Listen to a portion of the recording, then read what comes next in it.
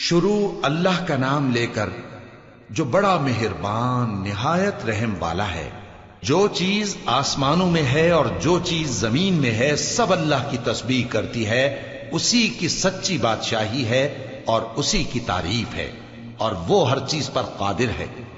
وہی تو ہے جس نے تم کو پیدا کیا، پھر کوئی تم میں کافر ہے اور کوئی مومن، اور جو کچھ تم کرتے ہو اللہ اس کو دیکھتا ہے۔ اسی نے آسمانوں اور زمین کو حکمت سے پیدا کیا، اور اسی نے تمہاری صورتیں بنائیں اور صورتیں بھی اچھی بنائیں، اور اسی کی طرف تمہیں لوٹ کر جانا ہے۔ جو کچھ آسمانوں اور زمین میں ہے وہ سب جانتا ہے، اور جو کچھ تم چھپا کر کرتے ہو اور جو کھلم کھلا کرتے ہو اس سے بھی آگاہ ہے، اور اللہ دلوں کے بھیدوں تک سے واقف ہے۔ کیا تم کو ان لوگوں کے حال کی خبر نہیں پہنچی جو پہلے کافر ہوئے تھے؟ تو انہوں نے اپنی کرتوت کی سزا کا مزہ چکھ لیا، اور ابھی دکھ دینے والا عذاب اور ہونا ہے۔ یہ اس لیے کہ ان کے پاس پیغمبر کھلی نشانیاں لے کر آتے تو وہ کہتے کہ کیا ایک آدمی ہمیں ہدایت کرے گا؟ تو انہوں نے ان کو نہ مانا اور منہ پھیر لیا، اور اللہ بھی بے نیاز ہو گیا، اور اللہ بے نیاز ہے، لائق حمد و ثنا ہے۔ جو لوگ کافر ہیں ان کا اعتقاد ہے کہ وہ دوبارہ ہرگز نہیں اٹھائے جائیں گے۔ کہہ دو کیوں نہیں؟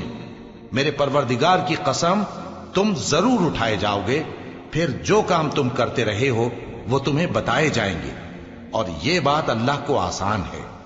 تو اللہ پر اور اس کے رسول صلی اللہ علیہ وآلہ وسلم پر اور اس نور یعنی قرآن پر جو ہم نے نازل فرمایا ہے ایمان لاؤ، اور اللہ تمہارے سب اعمال سے خبردار ہے۔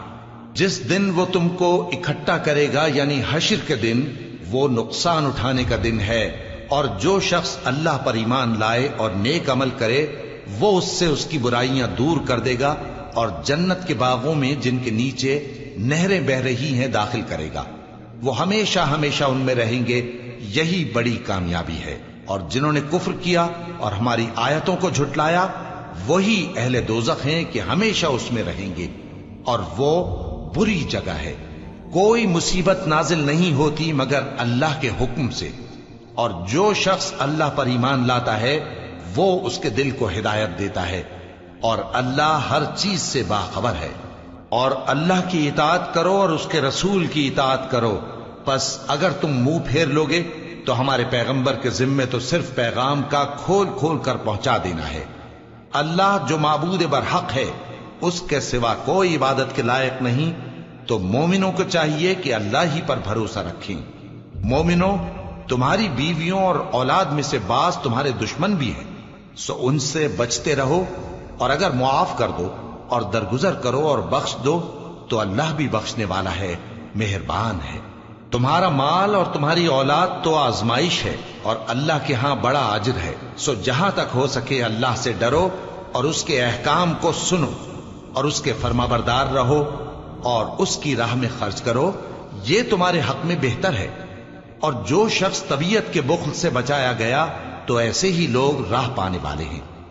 اگر تم اللہ کو نیک نیتی سے قرض دو گے تو وہ تم کو اس کا کئی گنا دے گا، اور تمہارے گناہ بھی معاف کر دے گا، اور اللہ قدر شناس ہے، بردبار ہے، پوشیدہ اور ظاہر کا جاننے والا ہے، غالب ہے، حکمت والا ہے۔